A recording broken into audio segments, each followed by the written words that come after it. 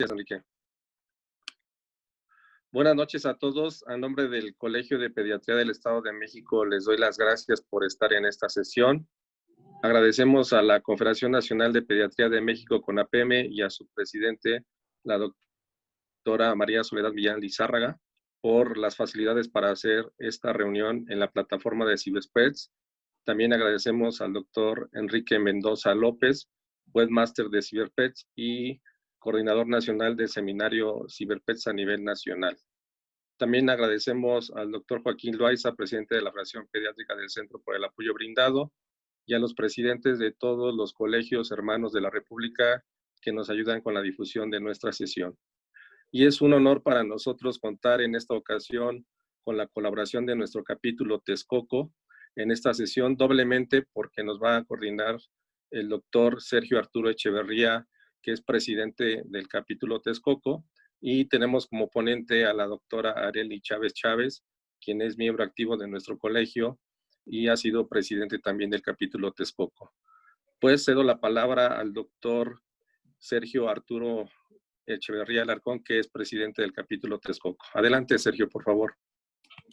Hola, buenas noches a todos. Qué bueno que se dieron tiempo para estar con nosotros, acompañarnos. Y bueno, pues el día de hoy es un honor para mí presentar a la doctora Arely Chávez Chávez. Ella es médico pediatra. Ella ha desempeñado diferentes cargos como pediatra y como en el ICEMIM, el Hospital Regional ICEMIM de aquí de Texcoco, donde ha tenido varios cargos, incluso ha sido la directora del hospital. También se ha desempeñado como médico en el CIAPS de Chiconcuac, una zona cercana a Texcoco, y actualmente ella está encargada de la clínica de lactancia en el ICEMIM Texcoco y también ha hecho un doctorado en alta dirección. Entonces, para mí es un honor presentarla. Es una doctora muy bien preparada, que siempre está con cosas nuevas en la cuestión de actualización. Y también, bueno, pues es un honor para mí que también pueda considerarla mi amiga. Arely, pues muchas gracias por tu participación, por hacer de nuestro colegio algo grande. Y te dejo los micrófonos y la pantalla para que puedas iniciar tu plática. Muchas gracias. Gracias, doctor. Pues antes que nada, agradecemos todas las facilidades que, como ya se han mencionado, tenemos para que se pueda llevar a cabo esta conferencia virtual. Sabemos que pues, es muy diferente a lo que estamos acostumbrados, pero creo que poco a poco nos tendremos que ir acostumbrando a esta nueva normalidad. Les voy a hablar un poco acerca de lo que es Texcoco. No soy originaria de Texcoco, pero tengo ya viviendo cerca de 20 años. Texcoco es una ciudad que se localiza más o menos como a unos 28 minutos de la Ciudad de México. Es una pequeña presentación de lo que voy a hablar. Es una ciudad muy cosmopolita, le llamo yo.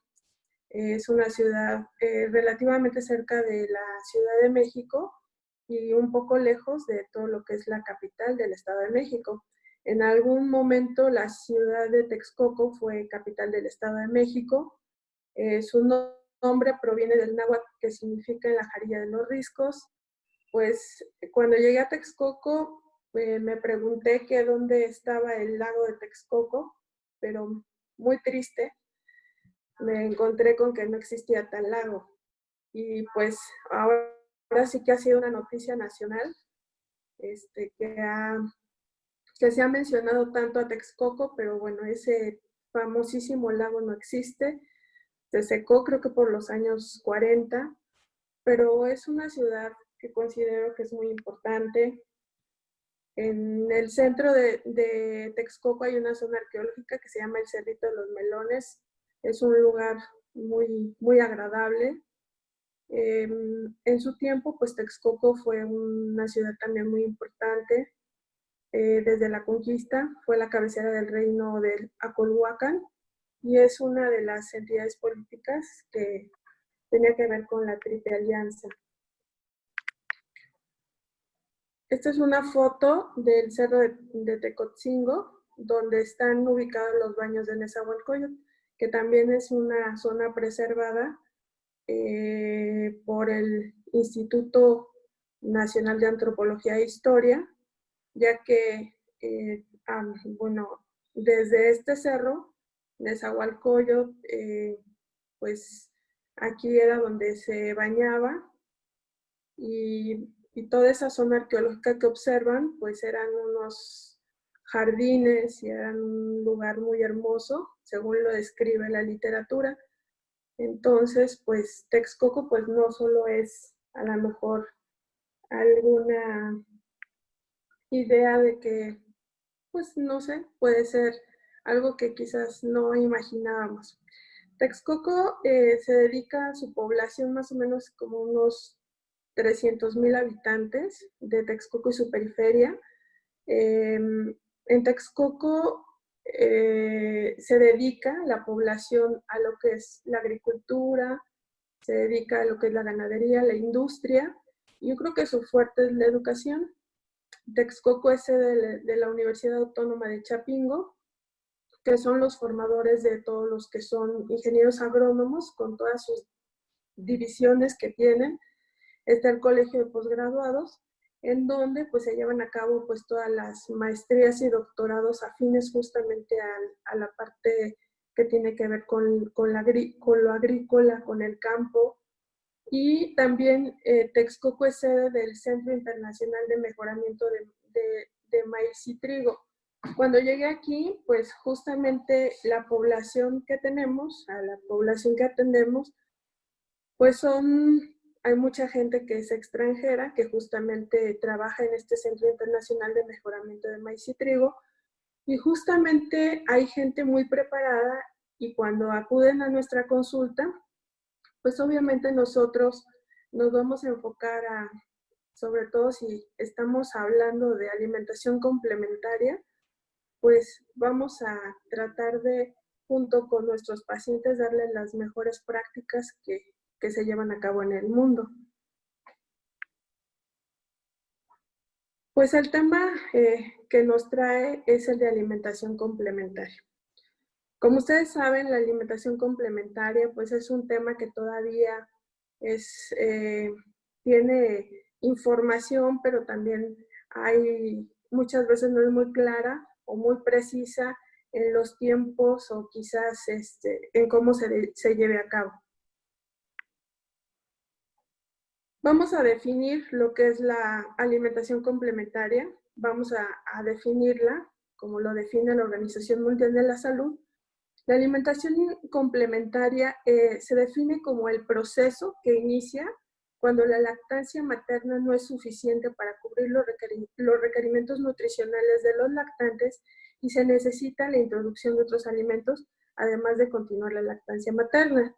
La definición de la Organización Mundial de la Salud define la alimentación complementaria como todo alimento líquido sólido que ingiere el lactante diferente de la leche materna, incluida la fórmula adaptada y exceptuando suplementos de vitaminas o minerales y medicamentos.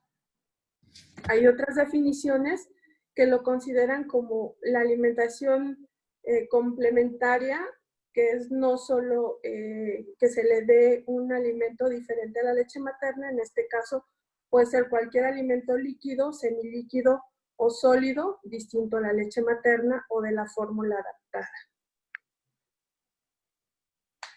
Es importante mencionar que la lactancia materna sigue siendo el alimento principal que debe tener un niño menor de 1 año. Nosotros obviamente consideramos que es la forma más adecuada de llevar una alimentación complementaria, que sea la lactancia materna exclusiva los primeros 6 meses e iniciar la dieta complementaria a partir de los 6 meses. Por supuesto, continuando la lactancia hasta los 2 años o más. Aquí vamos a hablar un poco de algunas pautas que tienen que ver en qué momento puede o no iniciarse la dieta complementaria. Algunas sociedades, sobre todo la europea y norteamericana de gastroenterología y patología y nutrición pediátrica, así como la Academia Europea de Alergia e Inmunología Clínica, consideran que es muy importante que el niño llegue a la alimentación complementaria teniendo en cuenta que tenga una maduración adecuada desde el punto de vista renal, inmunológica, gastrointestinal y neurológica. Por lo tanto, hace la recomendación de iniciar la introducción de alimentos complementarios entre las semanas 17 y 26. La semana 26 serían los 6 meses. ¿Por qué a veces tomamos en cuenta mucho la edad? ¿Por qué es importante esperar a veces hasta los 6 meses? Porque, como ya lo había mencionado, es muy importante que el organismo tenga la maduración necesaria para comenzar justamente la introducción de nuevos alimentos. En este caso, pues todo lo que tiene que ver con, estamos hablando con todos los grupos de alimentos y para ello se requiere que el niño tenga un desarrollo neurológico adecuado para que pueda llevar estas pautas de alimentación. Nosotros sabemos que va a llevar ciertas cargas de soluto a sus riñones y eso va a requerir ciertas indicaciones que a continuación vamos a hablar, la maduración del sistema gastrointestinal e inmune. Hay algunas pautas respecto a los lactantes no amamentados. En general no hay un consenso claro, pero algunos consideran que si bien la lactancia puede llevarse hasta el 6º mes en forma, la lactancia puede llevarse en forma exclusiva, para el 4º mes en niños no amamantados sería quizás el momento más adecuado para iniciar la dieta complementaria. Estamos hablando de los niños que no están amamantados.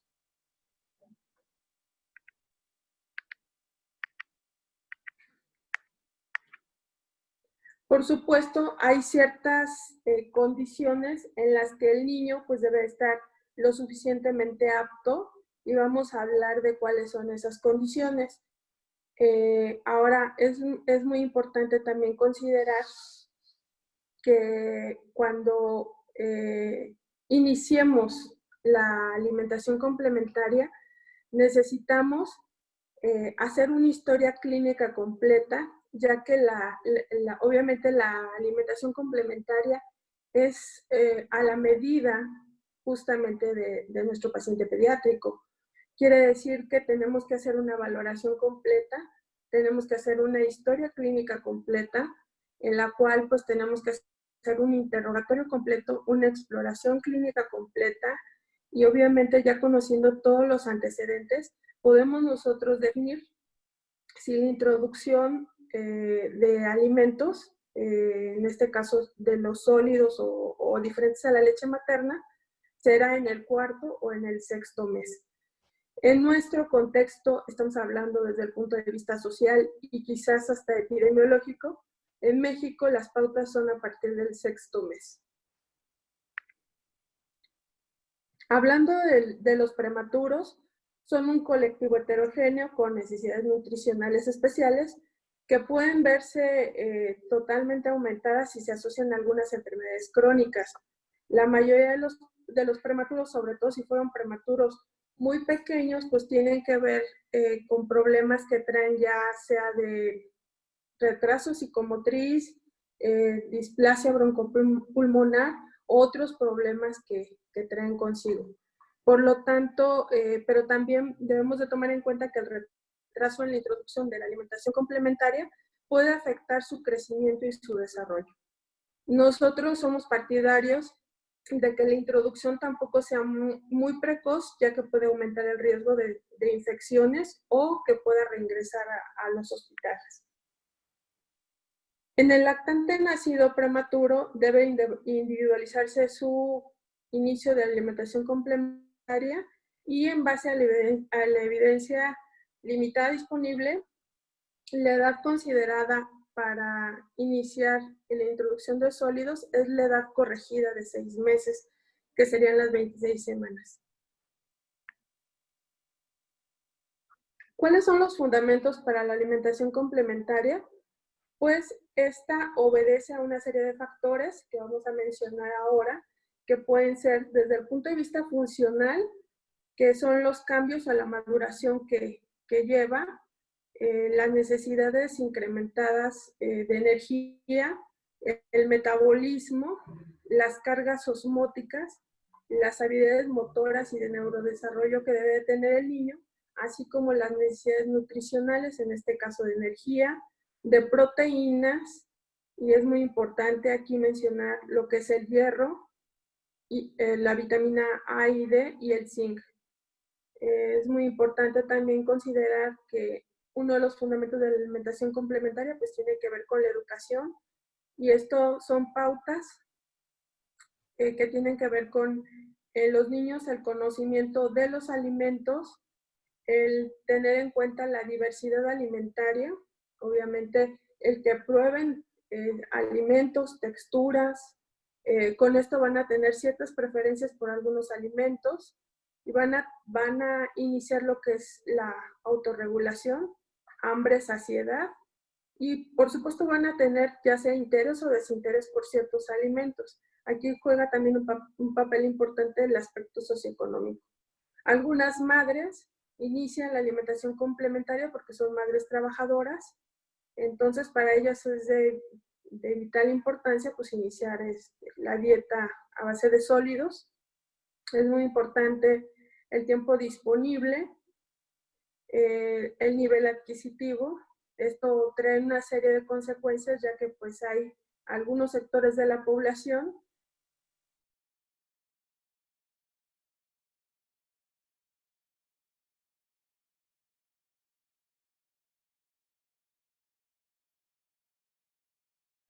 Doctora, se le fue el sonido, doctora.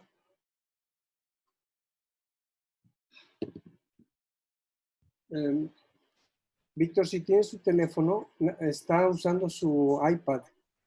Sí, ahorita le llamo. Sí, algo le pasó, se le congeló la imagen. En ningún momento tuvimos problemas de ancho de banda, pero pues puede ser.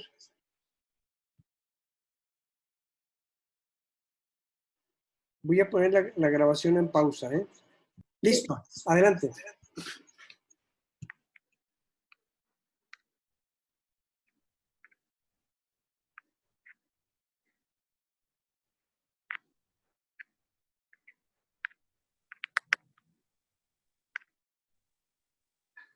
Bueno, no sé en qué parte nos quedamos, pero estaba mostrando una lámina de la Academia Americana de Pediatría respecto a las recomendaciones por día en menores de 1 año, con los aportes energéticos de hierro, calcio, vitamina D y proteínas.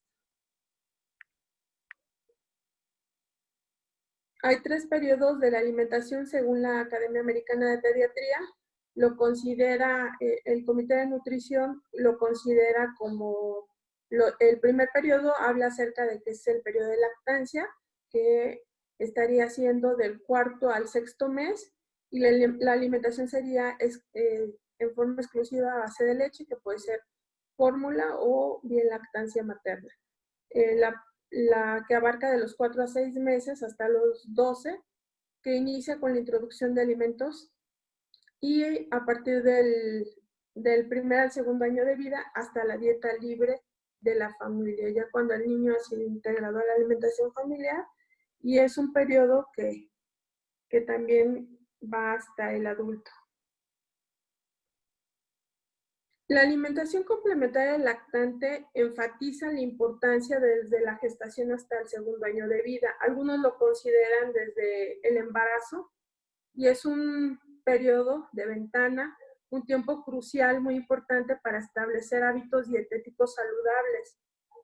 Por lo tanto, es de vital importancia que lo considera la Organización Mundial de la Salud como una de las principales intervenciones que debe de tener un menor Por lo tanto, pues es el mejor periodo de intervención que tiene que ver con la prevención de enfermedades crónicas en edad adulta. O bien, si no se lleva a cabo con las pautas alimentarias adecuadas, puede llevar al niño a desnutrición, a deficiencia de micronutrientes o a falla de medro.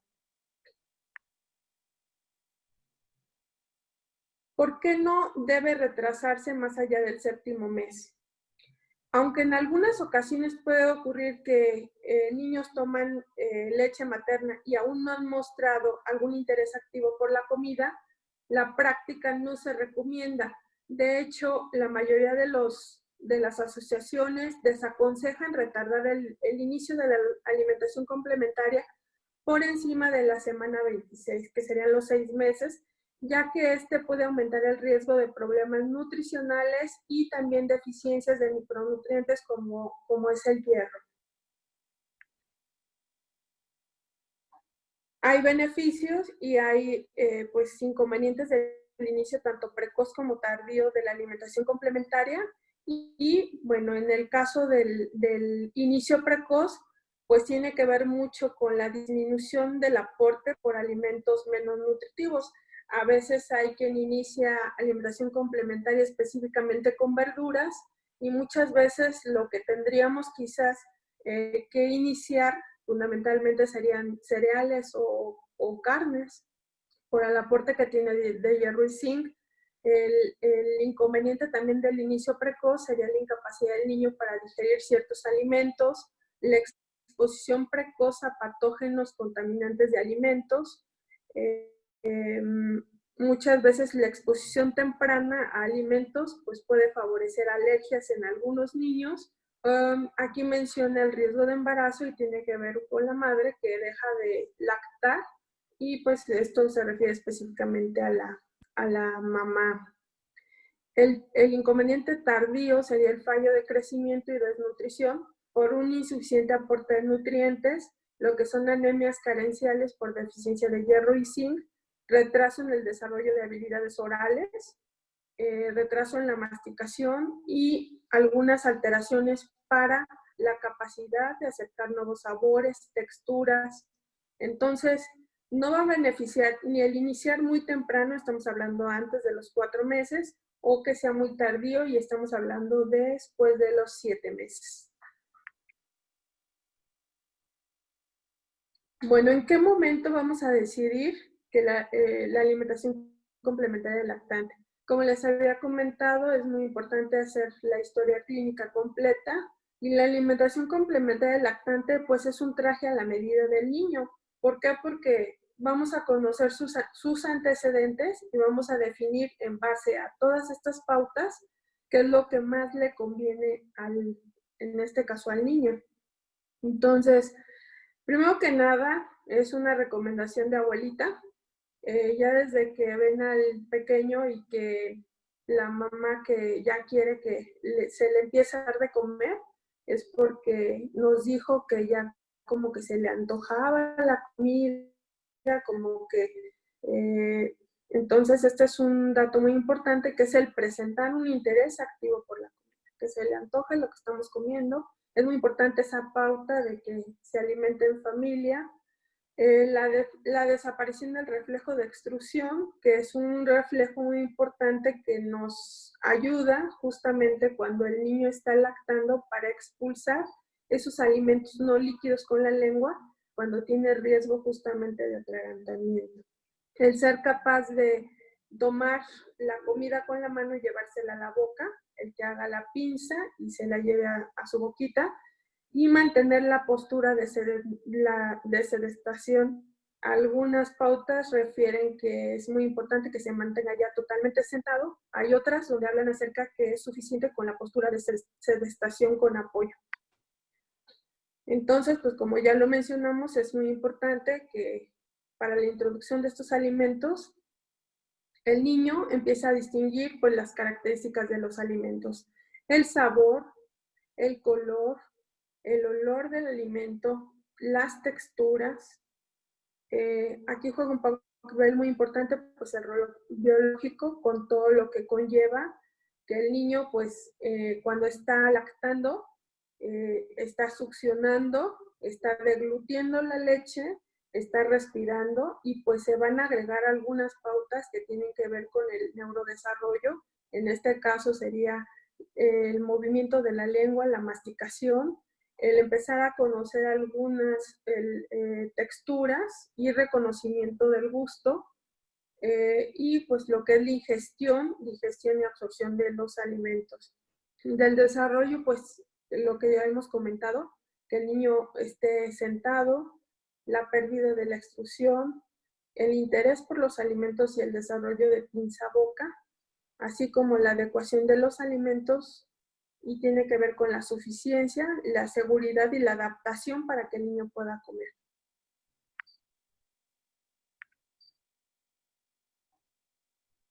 Ahora bien, ¿qué alimentos vamos a darle a los niños?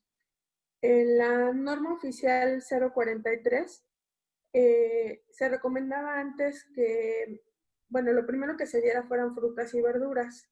Ahora ya se hizo una modificación, pero bueno, las frutas y verduras es importante introducirlas. Es un alimento que tiene muchas bondades. Hay que introducir toda la variedad posible, quiere decir que puede consumir diferentes alimentos, en este caso frutas y verduras. No hay una fruta o una verdura mala. Se recomienda que sea variado, que la decisión se tome en familia. Esto propicia que, bueno, sean alimentos a lo mejor que consumen en familia, de producción local y de consumo de preferencia entero. No se recomienda ningún tipo de zumo, que más adelante lo vamos a comentar también. Entonces, también hay alguna recomendación respecto a las verduras de hoja verde, que deben de estar en un plato en menos del 20%, ya que pueden inducir metahemoglobinemias.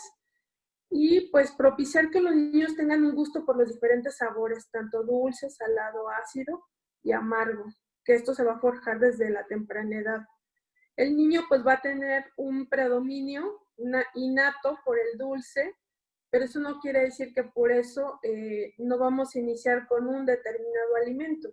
Las pautas que se manejaban tradicionales eran iniciar quizás con verduras, porque después los niños no iban a aceptar las frutas, y eso pues ya no está vigente.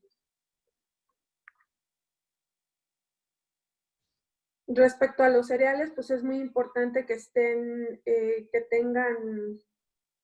reforzados con hierro o con zinc, y pues serían de los alimentos más adecuados para iniciar la alimentación complementaria. Obviamente depende mucho de la edad, el estado de maduración del lactante y las costumbres familiares. Hay diferentes presentaciones, hay muchos tipos de cereales que ya no son los convencionales, que quizás tienen que ver con arroz, avena, trigo, sino que hay ahora en el mercado una serie de cereales que pueden ser muy importantes, que pueden ser muy nutritivos y que podemos agregar a nuestra lista de opciones. Se da preferencia a las harinas integrales, a no utilizar azúcares añadidos, y aquí hay algunas mamás que, por ejemplo, les indicamos algún cereal y la mamá pues tiene la creencia de que lo tiene que preparar con leche, y si ella le da leche materna, quiere dejar de dar leche materna, comprar una fórmula para generar una toma de fórmula y de esa forma ofrecérselo al niño, y nada que ver, ¿no?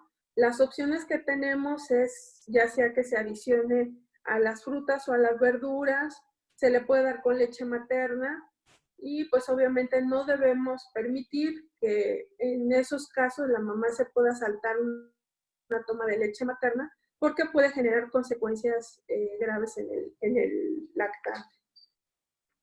Respecto a las proteínas, pues este grupo está constituido fundamentalmente pues, por las carnes rojas, el pollo, el pescado, que bueno, algunos pondrán cara de what, lo que se refiere a mariscos, los huevos y las legumbres. Se puede ofrecer en forma de puré, cocinados en pequeños trozos para los lactantes mayores. Y bueno, pues estos grupos de alimentos son especialmente ricos en hierro y zinc. ¿Qué hay respecto a la posición que podemos tener respecto a la exposición de alimentos potencialmente alergénicos? Pues aquí es muy controvertida la información que quizás tenemos, pero la recomendación de no introducción de alergenos antes del año ya se modificó. Quiere decir que se recomienda la introducción temprana de alimentos alergénicos.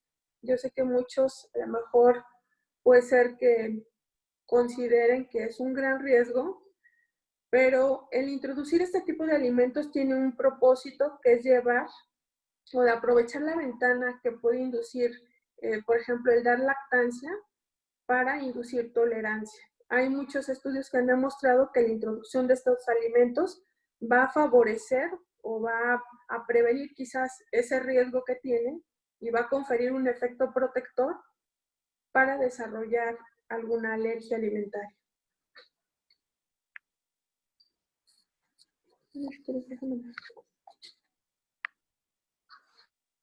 Bueno, respecto a esto, como lo comentaba, pues antes se recomendaba que se retrasara justamente la introducción de alimentos potencialmente alergénicos y tenía que ver justamente porque consideraban que la inmadurez de la estructura y función intestinal pues generaba un aumento de la permeabilidad de las proteínas y con esto un posible riesgo de sensibilidad.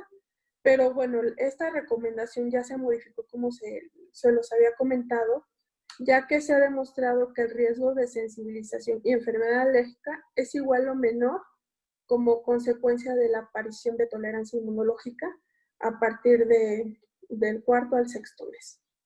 Entonces, pues es muy importante que cuando iniciemos la alimentación complementaria, si hay, por ejemplo, en la práctica algún familiar directamente con una alergia alimentaria, sí se tendría que hacer alguna modificación. Pero si estamos hablando de un lactante sano, no tendría ningún propósito el retrasar la introducción de lo que son alimentos alergénicos.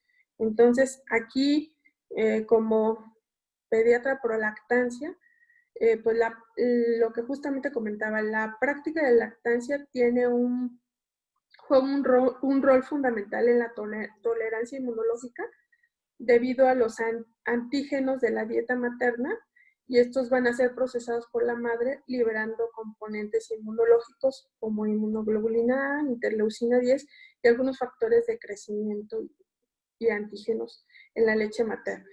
Por lo tanto, pues es una práctica que ya no se está recomendando.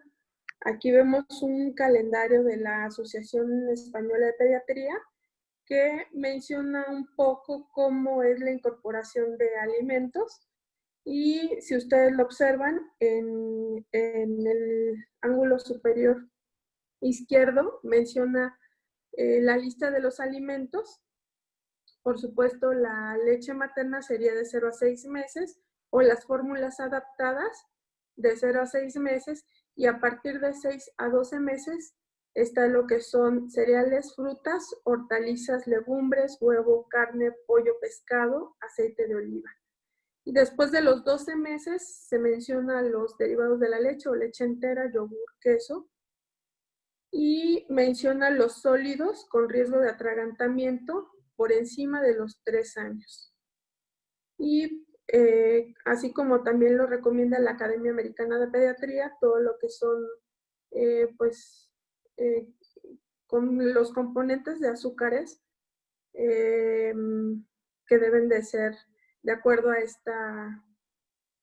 este calendario después de los 12 meses.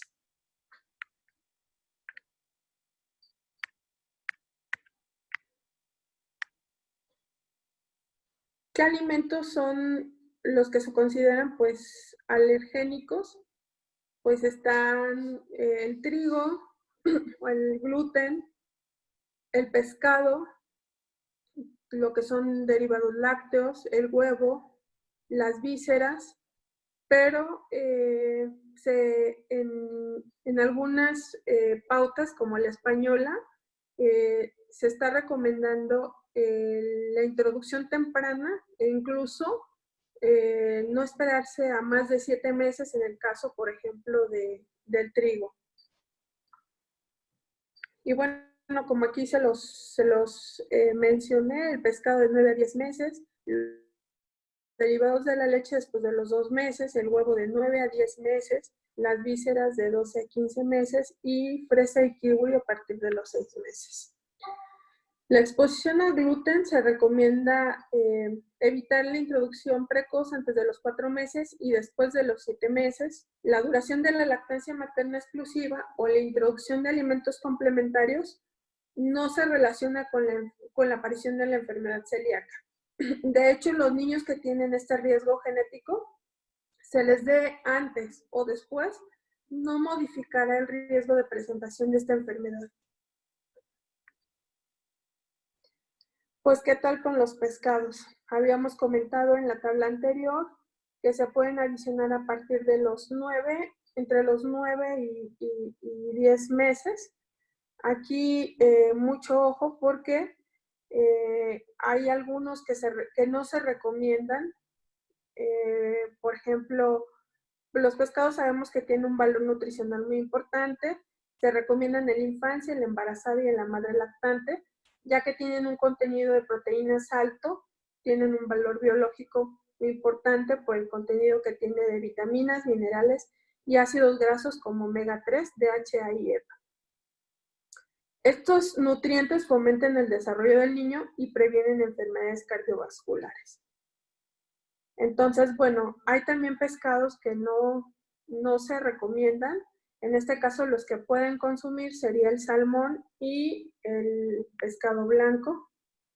Esta es una tablita que obtuve también en España. Lo recomiendan, pero en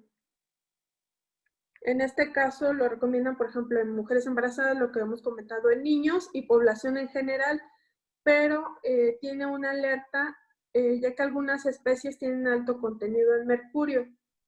Por lo tanto, no se recomiendan. ¿Cuáles son las que no recomiendan? Por la presencia de metilmercurio. Son especies que sobre todo son predadores, el pez espada, el tiburón cazón o el atún rojo. Esos son los no recomendados, y los que se pueden comer por no tener riesgo serían el salmón, el pescado blanco, las sardinas, la trucha y algunos mariscos, que a continuación mencionamos. Entonces, bueno, ya dimos un panorama de los alimentos permitidos. Están los 3 grupos de alimentos: frutas y verduras, cereales y tubérculos, leguminosas y alimentos de origen animal. Alimentos no permitidos. Bueno, en este apartado está la leche y sus derivados, ya que la leche puede generar microhemorragias intestinales, puede generar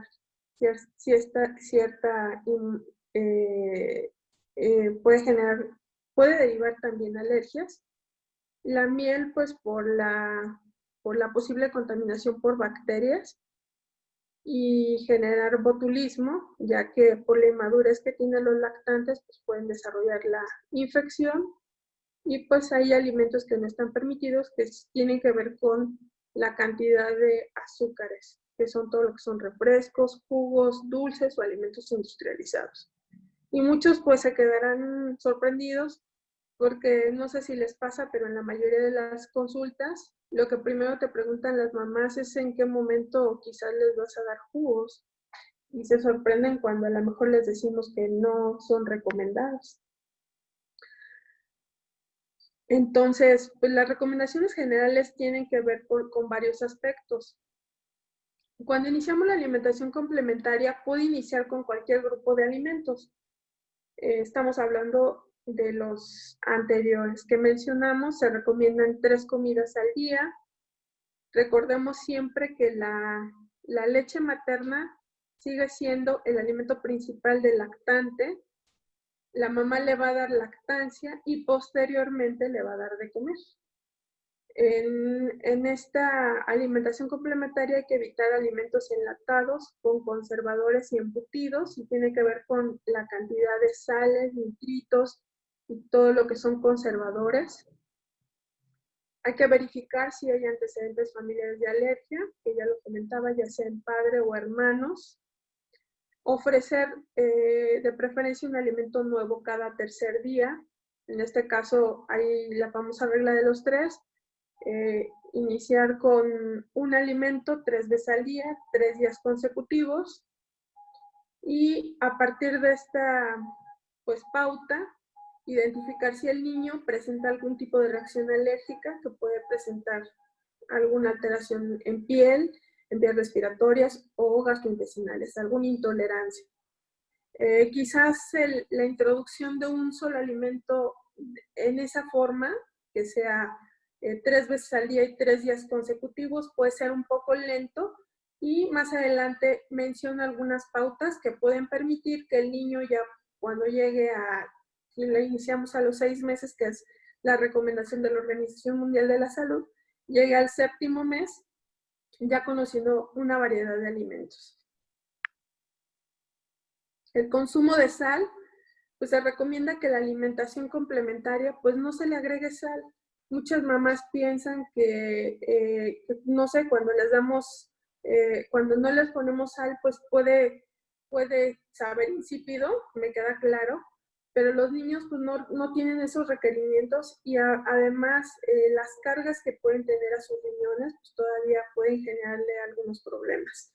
Entonces, hasta los 2 meses se recomienda menos de 1 gramo de sal al día, estamos hablando de 0.4 gramos de sodio, y de 1 a 3 años, 2 gramos al día. La Organización Mundial de la Salud lo limita, la ingesta de sal, a menos de 5 gramos por día, pero bueno, lo que recomendamos es que la alimentación del niño no debe llevar sal. Entonces, esto va a aplicar para niños más grandes. El consumo de azúcar, pues se debe de limitar el consumo de productos con elevado contenido en azúcares. Por eso no se recomiendan todo lo que son jugos, refrescos y bebidas adicionadas, y se debe de reducir la ingesta de azúcares libres. Esto hablamos de adolescentes y niños mayores de 2 años.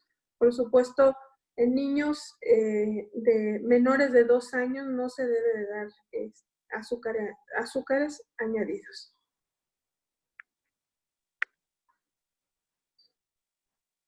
El consumo de agua se debe de promover a partir de los 6 meses. Debe ser agua simple, con el propósito de crear el hábito. En este caso se recomienda de 30 a 60 mililitros, que son unas 2 onzas. No debe de darse en biberón, debe de darse en un vaso. Muchos consideran que debe ser incluso, no debe ser un vaso entrenador, incluso ni siquiera una taza, que debemos de enseñar al pequeño a controlar su vaso, y tarde o temprano pues él va a dominarlo, y obviamente depende de su neurodesarrollo, pero desde pequeño fomentarle buenos hábitos va a traer consigo pues evitarle, ustedes saben que México es de los primeros países de consumo de refrescos o bebidas azucaradas. Entonces es un buen hábito, y conforme crece el niño, pues se debe de incrementar el consumo de agua en forma progresiva, y se le pueden dar jugos de frutas, pero sin adicionar azúcar. Alimentos no recomendados, pues esto es muy común en México, que pues se le agregue quizás hasta más de la cuenta el sodio. ¿Cuántas veces no tenemos el salero y no se ha probado la comida y ya le están poniendo sal? Los atoles que no van a aportar, no van a tener ningún aporte nutritivo para el niño, ya que son azúcares o son cereales. Las infusiones de hierbas, que son tés o café, ustedes saben que pueden producir intoxicaciones en el niño. Estamos hablando del té de anís estrella y otras hierbas que se utilizan muy comúnmente. El café pues es un estimulante, no se debe dar a lactantes.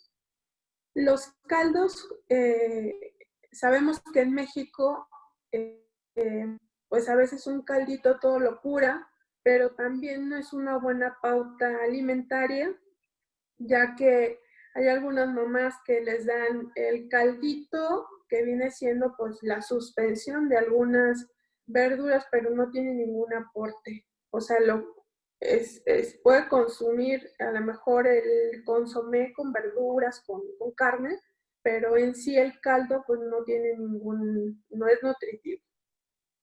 En lo que se refiere a licuados, también es una pauta no recomendada, ya que muchas veces se adicionan una serie de alimentos como el huevo, incluso crudo. El huevo crudo no se recomienda por el riesgo de salmonelosis.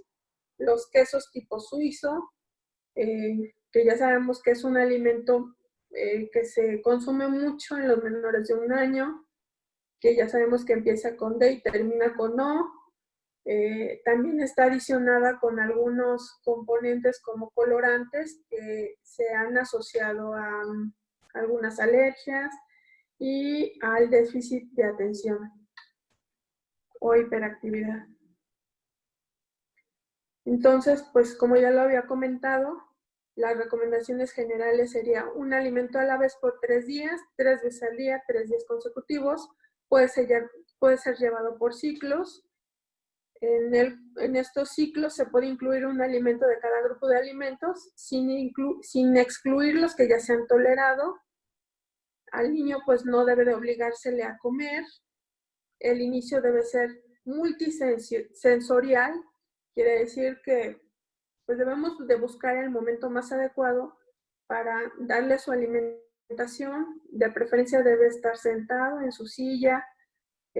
Tenemos que colocarle su babero y pues permitirle que el niño tenga ese contacto con los alimentos que le va a permitir, que va a ser parte de su desarrollo, permitirle que los toque, que los huela, que los mastique, que los pruebe, que los tire.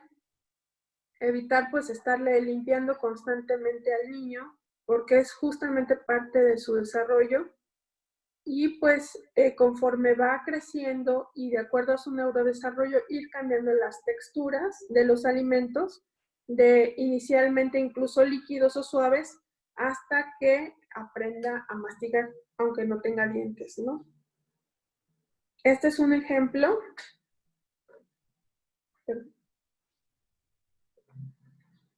de incorporación de alimentos. Aquí está el ciclo 1, que es verdura 1. El primer día, verdura, la zanahoria. El día, por ejemplo, lunes y martes. El miércoles y jueves agregaríamos aguacate y se estarían dando las dos. Ya lo toleró la zanahoria, vimos que no tuvo ninguna alergia. Agregamos aguacate 2 días. Ya toleró zanahoria, aguacate. Ahora agregamos una proteína, en este caso el salmón. Es día 5 y 6. El día 7 y 8 ya toleró zanahoria, ya toleró aguacate, ya toleró salmón y agregamos un cereal, en este caso la tortilla o el maíz. Y así la otra pauta habla acerca de brócoli, manzana, pollo o avena.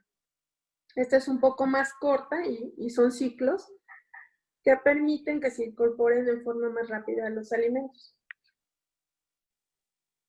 Aquí alimentos que sí son recomendados y que empezamos que no se deben de dar, que son cítricos, fresa, kiwi, carne de cerdo, chocolate, huevo, frijoles, alimentos fríos y calientes.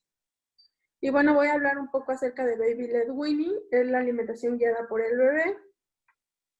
Creo que es una de las de la forma de alimentar al lactante, que es muy importante. En función de su desarrollo neurológico, permitimos que se lleve a la boca trocitos de alimentos blandos utilizando sus manos en lugar de recibirlos triturados o con cuchara. Tiene ventajas y desventajas, favorece la autonomía del niño, le permite participar de la comida familiar, estimula la masticación y disminuye el riesgo de sobrealimentación y de obesidad, y los bebés autorregulan las cantidades que ingieren. Tiene algunas desventajas como el de atragantamiento, aunque no es específico de baby led weaning, ya que simplemente el dar sólidos, aunque sean purés, puede tener riesgo el niño de atragantamiento. Siempre hay que acompañar al niño mientras come, esa es una regla muy importante de alimentación complementaria, no lo debemos de dejar solo. La desventaja puede ser la posibilidad de que el niño consuma menos variedad de alimentos y opte por los que más le gusten, que la cantidad sea insuficiente y que eso le lleve a un crecimiento que no sea el adecuado y la deficiencia de algunos micronutrientes. Esto es un pequeñito que es Gabrielito, mi paciente, hijo de una doctora, tiene 9 meses, está comiendo ya perfectamente unas tunas, que es un alimento difícil.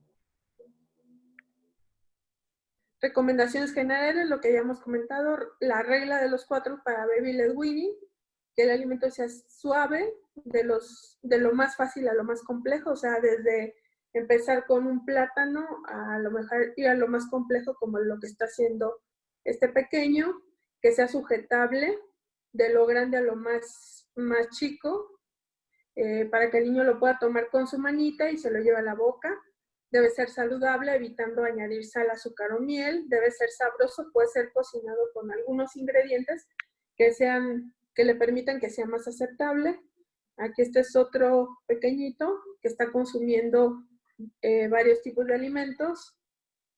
El método BLW y Bliss, el Baby Led Introduction to Solids, es una forma de combinación de trozos con papillas, pero que el niño sigue alimentándose.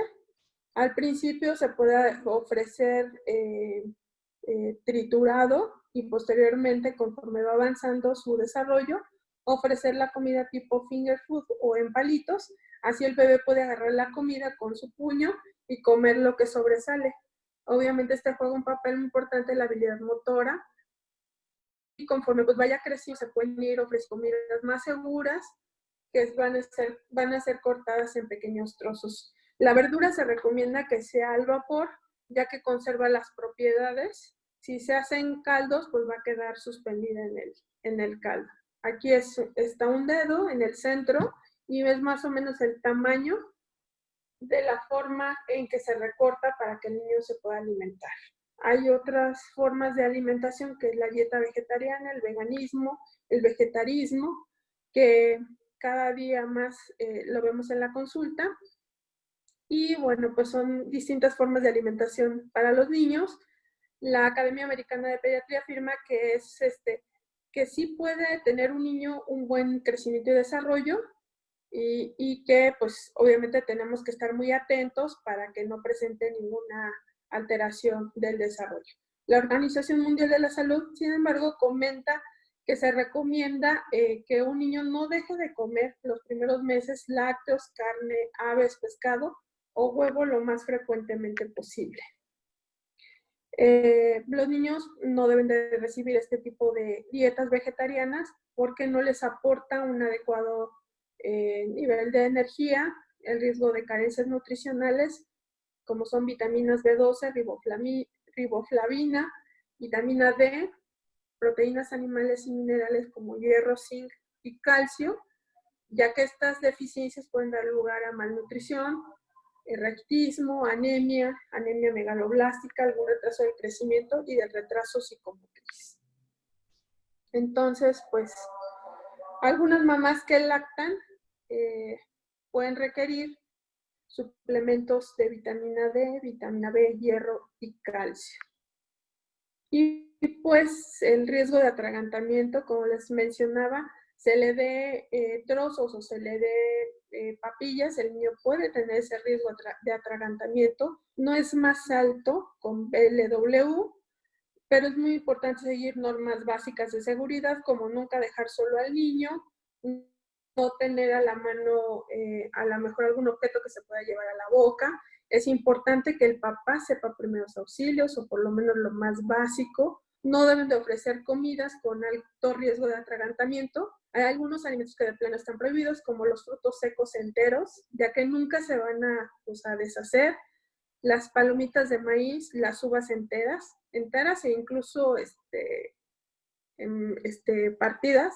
Las salchichas cortadas, ahora sí que redonditas, es un riesgo muy alto de atragantamiento. Y también hay que evitar algunos vegetales y frutas duras como la manzana y la zanahoria crudas. Es muy importante permitir al niño que disfrute la aventura del comer. Y pues por mi parte es todo. Les agradezco mucho su atención. Muy bien, doctora, pues muchas gracias por su presentación. Y bueno, pues por aquí tenemos algunas preguntas. Todavía tenemos algunos minutos para poder ir platicando con los colegas. Tengo una por aquí que me dicen si el aguacate puede iniciarse a los 6 meses y la yema de huevo después de los 10 meses. Habíamos comentado que el aguacate lo puede iniciar a partir de los 6 meses. El huevo también, nada más es muy importante que vaya perfectamente bien cocido. Ok, muy bien. Aquí nos mencionan que el reflejo de pinza aparece alrededor de los 8 meses. Antes es un reflejo más bien un palmar. Entonces, ¿se podría uno esperar hasta los 8 meses para este tipo de alimentación? Pues depende del niño, porque es muy importante la evaluación de su neurodesarrollo. Pero muchos de los niños ya tienen perfectamente bien desarrollado esa pinza y el llevarse el alimento a la boca y poder alimentarse de esa forma. Ok. ¿Recomienda usted algún tipo de cereal comercial para la alimentación complementaria? Recomendamos cereales naturales. En este caso, por ejemplo, la avena. Se recomienda que previamente se pueda, no sé, poner a remojar antes para que sea más suave y lo pueda comer el niño.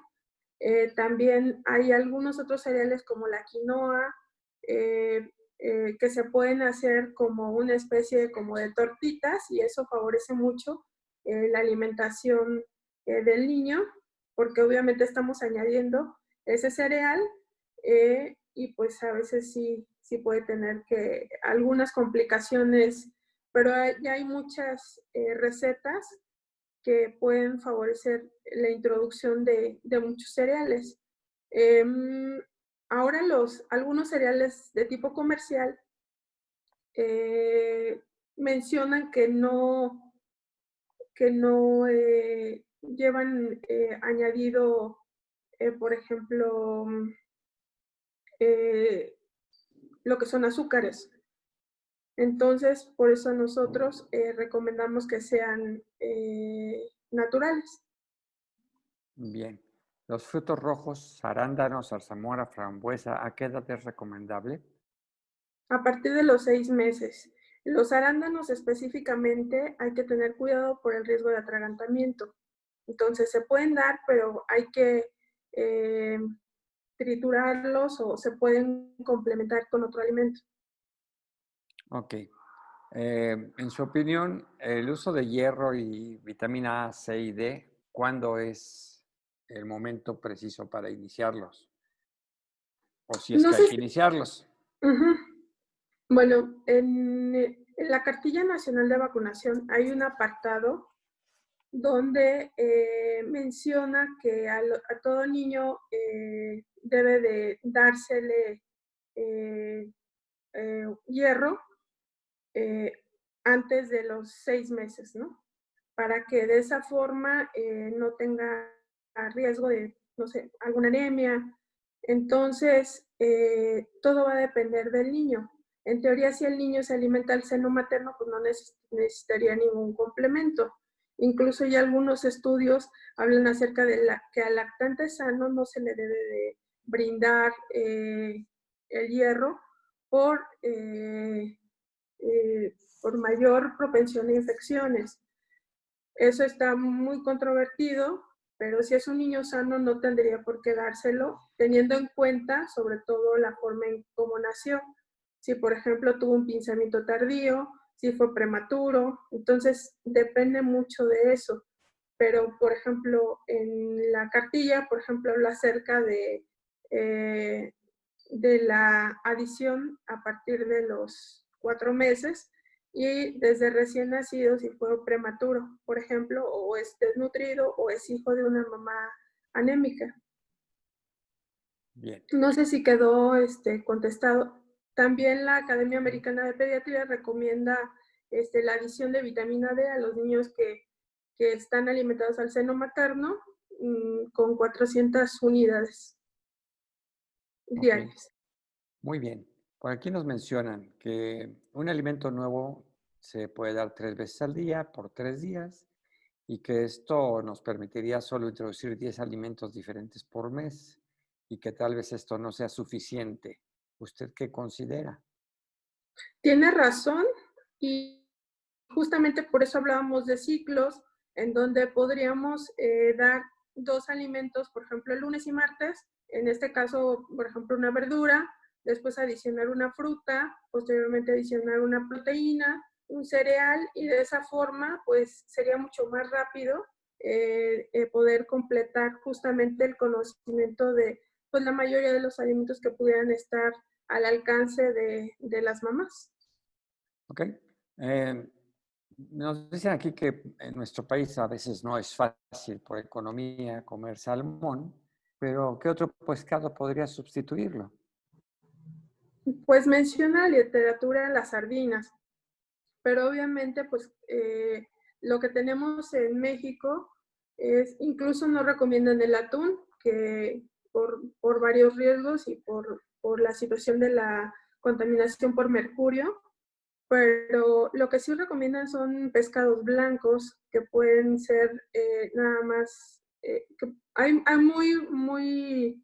muchas opciones. Entonces, en este caso, eh, pues ahora sí que eh, tenemos que irnos hacia lo que hay, sobre todo en la comunidad, ¿no? El cazón se había mencionado que tiene, como es un predador, pudiera estar contaminado con mercurio. El atún también no se recomienda, el atún rojo, el atún enlatado, y bueno, ya se comentó que puede tener también soya. Entonces son sobre todo pescados blancos. Muy bien. Desde su punto de vista, ¿cuál es el motivo de incremento de alergias en general en los pacientes pediátricos aún y cuando se está llevando a cabo la lactancia materna en forma adecuada? Pues tiene que ver, el componente alérgico es definitivamente, tiene que ver el aspecto genético, el riesgo que tiene per sí el niño, ¿no? Ok. Además del té de anís estrella, ¿qué otros tés representan un riesgo importante para la salud en los niños menores de 2 años? Pues no podría decirle alguno específico, ese es el más cotidiano, el más común, pero hay muchos test que venden en forma libre y eso podría propiciar que el niño, no sé, me han mencionado muchísimos en la consulta que desde, ahorita no me viene a la mente alguno, pero pues tiene muchos riesgos a la salud del niño porque algunos incluso se utilizan para algunas terapias o entonces realmente no son recomendados ningún tipo de infusión ni té. Ok. ¿Se puede usar amaranto? Sí, ¿Y a qué edad? a partir de los 6 meses. Bien. ¿Camarones? ¿A qué edad? Lo mencionan a partir de los 9 meses. Muy bien. ¿Cuántas cucharadas de quinoa recomienda dar a un niño de entre 1 y 2 años? Mire, bueno, en ese aspecto Hay muchas recetas para hacer la quinoa, pero una muy, muy común que hacen las mamás son pequeñas tortitas que hacen con huevo y le ponen 2 raciones de ese tipo al alimento que se le puede ofrecer al niño. Bien, vamos por la Sergio. última pregunta, yo creo, nada más. Sí, Sergio, una ¿O, pregunta, señor? por favor. La última, Perfecto. por favor. La última. Cuando ambos papás son alérgicos, ¿a qué edad se recomienda iniciar la alimentación complementaria? Se recomienda desde los 6 meses. Lo que sí se recomienda es que si ya tienen algún alimento identificado, debe ser después del año. Pues le damos las gracias, doctora Arely Chávez. O sea, ha sido una magnífica plática, muy completa. Realmente nos tocó todos los puntos que se deben de mencionar y que de los que nos generan dudas e incertidumbre, en este caso de la alimentación complementaria. Le comento que llegó a haber hasta 411 asistentes, en promedio fueron 400 durante la plática. Y yo agradezco mucho también al doctor Sergio Arturo Echeverría por la coordinación y evidentemente a la CONAPEME y al doctor Enrique Mendoza, a la doctora Marisol Millán por habernos apoyado con esta plataforma y muchas gracias a todos ustedes por haber estado en esta sesión. Excelente noche para todos. Gracias. Gracias Buenas igualmente. noches. Muchas gracias.